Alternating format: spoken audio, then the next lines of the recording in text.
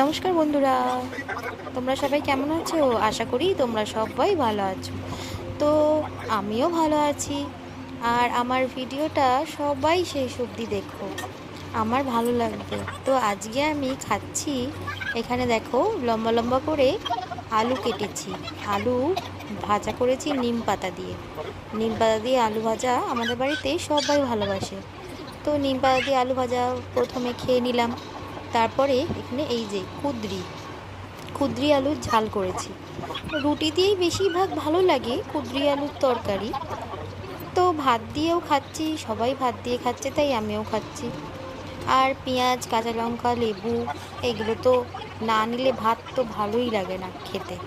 লেবু সব সময়ের জন্য না থাকলেও পেঁয়াজ, কাঁচা লঙ্কা তো থাকেই। আর করেছি পাট শাক দিয়ে ডাল।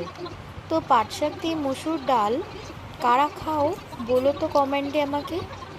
আমার তো খুব ভালো লাগে পাট শাক। যখনই সিজনে, এই সিজনটায় পাট শাক পাওয়া যায়, অন্তত গরমে 2 থেকে 3 বার তো করি। কেননা আমাদের বাড়িতে আমি আর আমার শাশুড়ি ছাড়া পাট শাক দিয়ে ডাল আর কেউ ভালোবাসে না। তো আমি আর উনি দুজনের জন্যই করেছি, আমরা দুজন খাচ্ছি। তো আর বেশিরভাগ সময় নর্মাল মসুরের ডালই হয়। তো 2-3 বার করি, বেশি করি না। আর এই যে বড়া দেখতে পাচ্ছ, এটা হচ্ছে মাছের ডিমের বড়া। আর কিচ্ছু করিনি। গরমকালে একটু এইরকমই হালকা পাতলা খেয়ে নিই, তাই জন্য এরকম করেছি। মাঝে মাঝে তো রিচ খাবার হয়। তো আমার ভিডিওটা ভালো লাগলে সবাই লাইক, কমেন্ট, সাবস্ক্রাইব করে দিও। Thanks for watching. টাটা।